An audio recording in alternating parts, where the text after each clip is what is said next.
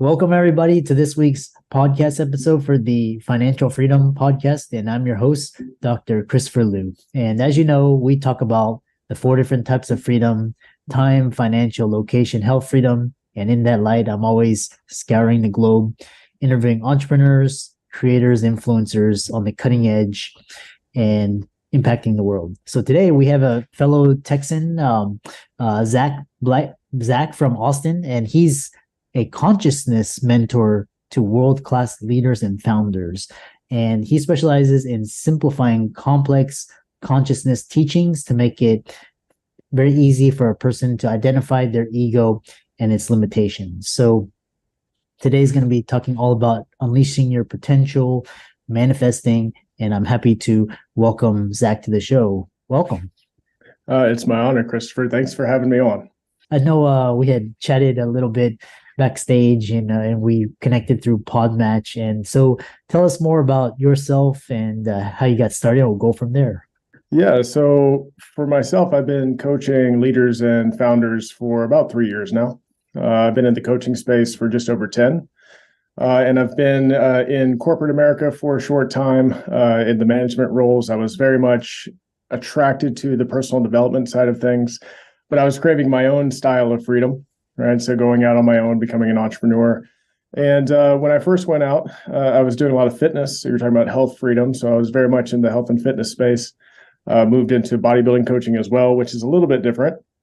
But as I was going through this coaching time period, I started to experience an awakening or a calling inside of myself, something that I knew was deeper. And I knew this because it was quite frightening what it was asking me to do. And ultimately, what is it asking me? It's my higher self or, my soul that's really calling for me to make an impact, a greater impact. And I knew that I could do that inside of, business leaders and founders as they are truly creating in the world. And, that's what we're here to do. We are creators. And sometimes it's very hard to believe that because we have been raised, I like to say that victims have been raising victims for generations. So through all this environmental influence, through our own way of being, through our ego, which is something that you spoke about, we are here to overcome victim consciousness. And once we can do this, we can truly realize and know in our hearts and our being that we are the creator and the cause of everything in our life. Something drastic starts to switch inside of people, and this perception shift really starts to accelerate results in their life and then the success and the fulfillment that they're after. Yeah, very. And I was talking to a couple of fellow entrepreneurs, and they're just talking about how society is just programmed mostly through propaganda, mass media, to basically fail. And so we'll get into it. What is victim consciousness? What is that? So victim consciousness in the very simplest form would say that it's not my fault and everything is happening to me, right? So there's a lack of responsibility, and also there's a lack of meaning in their life. It's like you're just here by chance, and everything else that's happening to you is not anything that you're creating. It's what everybody else is doing to you. Now, the depth of this can get very, very, very deep in the understanding of it. Because if I were to give you another distinction, it's anytime you think that you aren't infinitely powerful. Mm-hmm. So now we can start looking at the ego and seeing, well, where is that taking away from my power, my belief in myself? If a marker, and this is when I'm guiding, the clients that I guide, we say that, look, clarity and self-belief to us are the number one and number two, or 1A, characteristics needed for success and rapid success. So if you're clear, but then you don't believe that you can create what you're clear about, you're going to sabotage yourself. If you have belief, but you have no idea what you want to create, you're going to sabotage yourself. You have no direction. It doesn't matter. So these two go hand in hand. So if you're not in 100% belief that you can create the thing that you want to create, and let's say you're 99%, that means 1% of you is in victim consciousness. That means that you doubt yourself, or you feel as if you are unworthy or incapable. These are those deep levels of illusion that's created by the ego mind. And when we succumb to this, and we succumb to believing what our ego mind is telling us, then we become incarcerated by our mind. Mm-hmm. And ultimately, the first level of freedom is to realize that you are not the mind, that you are not your thoughts, that you are the observer of such. And through that process, you, with your own free will, can choose how you want to think, how you want to feel, and how you want to act. Mm-hmm. Interesting. And you talk about this, I really love this idea of consciousness, because you meet people at different points. Sometimes you don't see them for like 19 years and they're like totally different. How do you reveal the depth of victim consciousness within you? Or how do you find out like if you're a victim or... Yeah, so the way that I like to say it, for a very easy way to know, is that your mind and your body they have a relationship with each other, and they work hand in hand. So if I were to come and punch you in the gut, your mind would register that, ow, that hurt, right? But that's not as frequent as the mind saying very negative things to yourself, and then the body saying, ow. Because when we are in a negative space, we're in a victim space, our body will let us know what's true and what's not true. So if I'm telling myself I'm not worthy, or I'm not good enough, or I'm a bad person, or at the level that I actually work with a lot of people, normally they have a high level of success, but there's no fulfillment, and they feel like they're lacking, the actual purpose in their life. Well, I don't have a purpose. Well, that doesn't feel good in the body. Your gut will be uncomfortable. You won't feel good. Mm-hmm. So that is a very easy sign. Once you become aware, my body doesn't feel good. What am I thinking about that's creating this response in my body? Because it's my belief, and this is just my belief here, that the body is actually the physical expression of the soul. And the mind is something that's completely different. It is the thing that's connected to what we could say universal consciousness or unity consciousness, what this is. And through that, it's a wave of energy and the collective. Mm-hmm. Right. So I can be picking up on somebody else's thoughts. Empaths do this all the time. They can pick up on somebody else's emotions, somebody else's thoughts, and not even know whether that thought is mine or it's theirs or whatever else. Mm-hmm. But when you know yourself and you know the way that you want to think and you're choosing, you become very clear about what that is. Mm-hmm. So that's just kind of like, I know we don't have a lot of time, so I'm just trying to give them kind of a cue in. Hey, pay attention to how your body feels with what you're telling yourself, and you'll find the areas to go into victim. Now, I can give you a couple of different things that most people don't think about. For instance, there are no accidents at all. Everything is purposely done. So if there are no accidents, that means there's no luck. So how many times does somebody say, oh, I got lucky? You're taking away your power when you said that you got lucky. Mm. Or maybe you're looking at somebody else's success and says, man, must be nice with them. They're really lucky. No, they're not lucky. They chose a certain amount of choices that led them to a point that they've acquired or attained whatever it is that they have in their life. And this gets really deep and go even further, because then some people are like, well, what about people that like get inheritance and stuff like that? I mean, we can go down that rabbit. It's going to be too long. But inside of that, we have to start understanding that every single time that we say that somebody has something that we don't, we're saying that we are a victim of that circumstance. Mm-hmm. Oh, wow. That's very deep and it's almost like whenever you feel yourself envious or you have like FOMO, that's quite like cues that you were talking about. Mm-hmm. So one is so you talked about cues, and especially we talk about ego, and how can somebody quickly identify if it's their ego or if it's their higher self in their thought process? Yeah. So I like to say that there are three main characteristics of the ego. The first one is identification. It is the part of your mind that is trying to identify things and then also identifying yourself, right? The next thing is that it is of separation. So now if I'm identifying myself and then I see myself as separate from other people, other beings, so to speak, and then also it separates your mind. Because you can have, inside of us, we seem to have a dueling battle between love and inspiration and fear and control, even in our own mind. Well, if we didn't have the fear and control aspect of it, there would be no division. Well, that's the thing that's creating the separation away from this love and inspiration and courage that you can experience. And then the third thing is fear. And I like to say that the ego's weapon is fear. And there are a lot of children of fear. Inadequacy, fear of being unworthy, right? There's fear of failure, right? All these different things are just different children that blossom from a fear, but ultimately the children are stories that we tell ourselves, they're beliefs that we tell ourselves, and then there's a subsequent behavior that we create from those belief systems. But the majority of our belief systems as human beings was built from fear.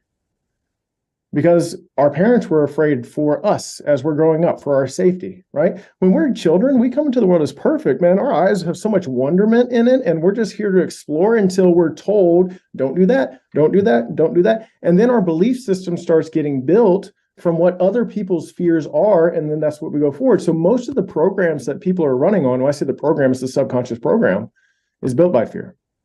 Mm-hmm. So when we awaken to this understanding, we start to understand that, hey, there's no invisible force working against me. The invisible force is visibly me. Then we can start taking responsibility for the choices that we're making. And that is the only way that we start to shift. Law of cause and effect tells us this. You are the cause through your choices. There's an effect in your life. And what I like to tell people is like, look, I don't care what you believe. All I want to know is what you believe, does it have an effect if you experience happiness, joy, and abundance? And if it doesn't, well, why would you believe it? So it's just about creating very sharp distinctions in people's minds that awakens them to a different perception, a different way of being. And it's not my perception, it's the perception that serves you. Yeah. And as we talk about these thoughts, in the perception, beliefs, and values, some of this is tied to, emotional trauma. And how do you, some strategies to quickly shift your subconscious and also steps to healing? Yeah, so I would go with the steps to healing first, because you really have to go and do the inner work, self-discovery, self-exploration, becoming aware of things. So with that, I say that there's three basically basic steps of healing. And the first step is acceptance. And normally that's the step that people resist for decades. They'll continue to experience the thoughts of not being good enough. They'll continue to experience the thoughts they don't want to think based off past experiences that they've had, traumatic experiences. They'll continue to act like it didn't happen. I mean, for myself, I was addicted to pornography for 16 years, and it took me 16 years for me to admit I had a problem, even though inside of me, I knew I did, but I couldn't admit it. So that's acceptance, right? So once we move through the resistance, which is created by all sorts of fears, fear of loss, fear of being not good enough, all these different fears are what create the resistance. Then acceptance allows us to start looking at it. Okay, now I can look at it. So now we move into understanding. I need to understand why this kind of happened to me. And also, how did this benefit me? How does this serve me in this moment? Because all regret is a lesson that has not been recognized. Because we like to say, well, I shoulda, woulda, coulda did something different. And I'm saying that, no, you shoulda, woulda, coulda did what you did because it's what you did. And until you accept what you did, you can't actually see what the lesson from that experience is. So that when that experience comes back, as it comes back in pattern, you then make a different choice. That isn't the regretful choice. It's a new choice because you're going to get the opportunity again. But in the understanding, really, we're trying to extract what is the lesson that's serving you and benefiting you in the present moment. And then lastly, that's kind of like the masculine form of healing, the why understanding. And then the last one is forgiveness. We got to go into the feminine. Now I need to start forgiving myself, because the logic always ends in a stalemate. If so, science would have found the key to everything. But they can't, because logic only brings us to a stalemate. So once we can say why so many times, and then it's like, what's the answer? Well, if I'm not satisfied with this answer, but this is it, well, the only logical thing to do is to start forgiving myself for what I did. And then that's the releasing, in the Buddhist sense, that's the releasing of karma. That forgiveness is the releasing of karma. And this is the releasing of the energy that's associated with that trauma. So when we move through these things, then after doing this healing, because if we don't do that part, we're bypassing. We're just resisting. We're just avoiding. We're saying, I'll deal with it later. You'll deal with it now, or you're going to just continue to deal with it later. It's still there. Once we get to that point, then it's about being very repetitive with forgiveness, very repetitive with the lesson. Because your mind works like my mind, it works like anybody else's mind. So think about this. If you ever told somebody sometime in your life that you were going to do something, and then this person responded back with, well, I'll believe it when I see it, some sort of form of that, your mind does the same thing to you. Oh, you forgive yourself for this traumatic experience once. I don't know if you really forgive yourself, so I'll believe it when I see it. And then it brings the experience back forward again. And then you forgive yourself again. And it's like, okay, well, maybe you are going to forgive yourself, but you know what? I'm going to try again. Here's the experience again. And then you forgive yourself again. And your mind's like, oh, maybe you're serious about it. The problem is that people will forgive themselves one and think that that's all they need to do. But then the experience comes back up and they get frustrated. I already forgave myself for this. Why is this happening to me? Gotcha. You didn't forgive yourself. That's not what forgiveness is. Mm. So the subconscious mind is reprogrammed through doing things repetitively in the present moment over and over and over, because that's how it's programmed. Mm-hmm. So for me personally, if I watched porn for 16 years of my life, which ultimately probably was 10,000 or more times that I watched porn while I was doing this, why would I think that I could heal from the regret and the shame and the sadness of that by just forgiving myself once? I had to forgive myself multiple times. And then over time, the emotional intensity of the thoughts that's associated with the trauma started to lessen. And then now I still experience, oh, maybe you're going to watch porn. And it's just a thought that passes in my mind. There's no emotional attachment to it, right? Mm-hmm. Because it's still a part of me. Most people say, oh, that was the old me. The moment you say this is the old you is the moment that the old you starts becoming the new you. Because you're putting something to the side that you say isn't a part of you anymore, but it is. And if you don't keep yourself aware of both parts, your dark and your light, then your dark will start to create the self-sabotage and the old pattern behaviors because of your lack of awareness that you are both simultaneously. And that's what actually creates wholeness. That's really interesting. He's kind of like almost like Zen, and but one thing that was really interesting was you said when the forgiveness releases the karma, which is really interesting because you know karma's this intention, like it's kind of like a cycle effect, but then this forgiveness kind of releases that pent up energy that which is very fascinating. I've always been fascinating with karma and dharma and all these concepts. So yeah. I know one thing is we're kind of coming to the end of this, but one thing is what are some simple, takeaway, highly effective strategies to make a huge impact on daily performance and personal well-being? Yeah, being aware of setting intention. I can't remember who said this, but they said every intentional act is a magical act, and that is very true. So when I'm working with my clients, we call it consciousness self-mastery. What does that equal? It equals greater performance. It equals greater happiness. It equals greater feeling of abundance. That's what this equals. So I don't call myself a performance coach because this is everything to me. And the reason why I say that is that if you want to increase your performance, set an intention prior to everything that is important to you to do. Before this call, and we were together, I set an intention. My intention is to show up like X, Y, and Z. Just by bringing my intention into my conscious awareness, well, now I have a guide of how I want to be on the call with you. Mm-hmm. My intention was to show up in love, courage, and transparency. And that's what I've been here for. Mm-hmm. So when I have clients, for instance, that, hey, I'm about to do a big presentation, cool, set an intention prior to that. And then also the second thing that's very valuable is visualizing the experience and how you want to show up in the experience. Because our subconscious mind doesn't know the difference between what we visualize and what we experience in real life. So if I have, for instance, a client in that same way that's saying, oh, I'm going to have a big presentation today, I'll say, okay, that morning, I want you to visualize the room. I want you to visualize the people that you know are going to be in the room. I want you to actually see if you can smell it. If you've been in that room before, what does it smell like? What does it feel like to be there? And then I want to visualize yourself just crushing your presentation the entire time. You're practicing. Your mind doesn't know you're practicing. Your mind doesn't know the difference whether it's in person or not. So you're actually practicing while you're sitting in your seat. And then you come to the moment and you're not as nervous because you've already practiced it, right?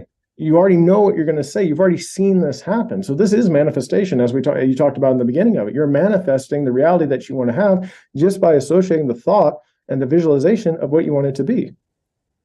Ultimately, it's my belief that we create just like the creator or God created this universe. You can think about this universe as a thought of God, right? A mental projection of God, boom, universe. Well, how do we create? From mental projections in our mind, and then we create the reality that we want to live in as well. So we are co-creators in this way. So if we can align ourselves in understanding how important intention and visualization is, you can see huge improvements in performance, huge improvements in decreasing stress and anxiety, and really finding the fulfillment and the happiness, because that's what's blocking us from such, is the fear, is the anxiety, is the worry, is the stress. And then what are we doing? Well, all we're doing is creating a frequency of attracting more worry, anxiety, stress, and fear. But we have to take responsibility for our thoughts and what we want to create in this world. A lot of deep and really golden gems. I hope the audience listening out there really take some really concepts. These are kind of how you heal and manifest and attract. So how can people? I know a lot of people listening are interested in following you, contacting you, working with you. How can they do that? Yeah, absolutely. So you can find me on any of my social media outlets at Zack Blakeney. Nobody has my name, so it's pretty easy to find. YouTube, Instagram, TikTok, LinkedIn, the whole nine. For my website, it's www.unleashyourg.com/today. And the Unleash Your G is Unleash Your Genius, which is your creative genius inside of you. And yeah, that's the main places you can find me. And with that, Zack is he's a self-mastery consciousness coach. He's the founder of the Conscious Creators Community and empowering conscious entrepreneurs really to not just succeed, but really to fulfill themselves and to give back. So thanks so much. I really loved the conversation, and thanks for all the info and wisdom you gave. Absolutely, Christopher. It was my honor.